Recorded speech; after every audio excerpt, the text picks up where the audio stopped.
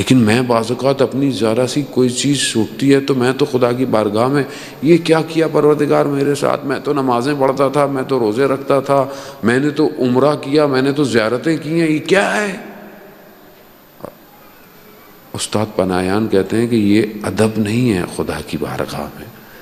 خدا کی بارگاہ میں مانگنے کا ادب یہ ہے کہ خدا تیرا شکر، تو نے مجھے دن دیا، تو نے مجھے آنکھیں دیں، تو نے مجھے زبان دی، تو نے مجھے یہ نعمتیں دیں. پہلے ان نعمتوں کا تو ذکر کریں جو دیا.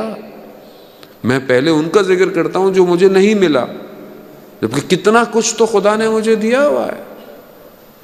اگر میں اسی حالت میں رہا عزیزان بڑا سخت ہو جائے گا.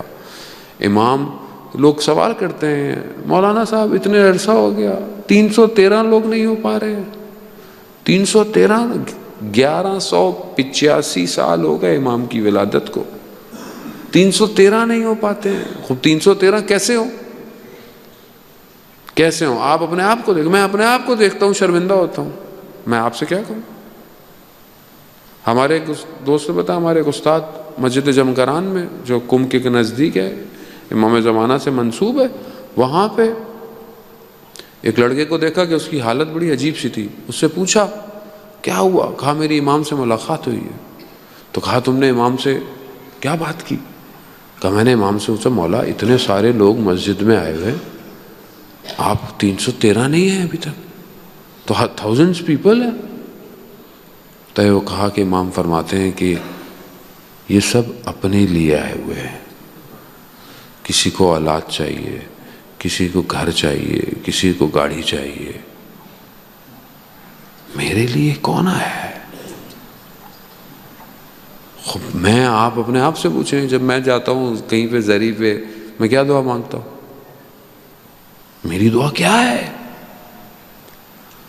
میں خود پریشان ہوں عزیزان محترم، میں کیا مانگوں خدا سے؟ کیونکہ امام میرے لیے امپورٹنٹ نہیں ہے خدا نخواستہ. ہے ایسا نہیں کہ نہیں ہے، لیکن جس طرح ہونا چاہیے تھا. ہم کیوں کربلا ہر وقت سنتے رہتے ہیں؟ تاکہ ہم یہ دیکھیں جو کربلا میں تھے انہوں نے کہا کہ ہمیں کاٹ دو، ٹکڑے کر دو، لیکن امام حسین ہم آپ کو نہیں چھوڑیں گے. کیوں ہم بار بار کربلا سنتے ہیں؟ اس لیے کہ ہم اپنے آپ کو آمادہ کریں. ہم اپنے آپ کو اگر آمادہ نہیں کریں گے تو ہم کیسے رمضان برکتوں کا، رحمتوں کا، دعاؤں کا، استغفار کا مہینہ، اپنے آپ کو بہرحال تیاری کرنے کا مہینہ، عبودیت بندگی کا مہینہ، اوبیڈینسی بہت ہائی ہے اس مہینے کے اندر. آپ اپنی آنکھوں کو کنٹرول کر رہے ہیں، آپ اپنی زبان کو.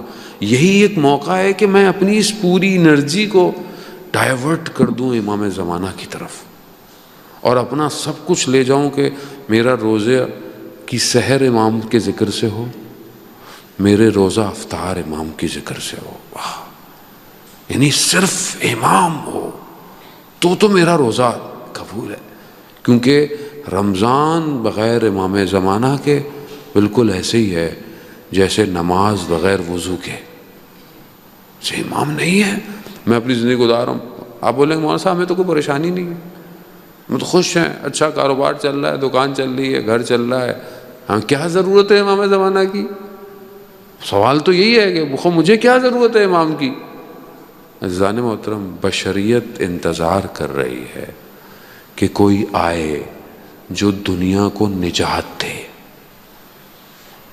دنیا میں کتنا ظلم ہو رہا ہے، چاہے وہ مسلمان ہو یا غیر مسلم، اس سے کوئی فرق نہیں پڑتا. دنیا میں ظلم ہو رہا ہے، کتنے ملکوں میں ظلم ہو رہا ہے، کتنے لوگ بھوکے پیاسے ہیں، کتنوں کا حق مارا جا رہا ہے، کتنی پریشانیاں ویسے بھی ہیں.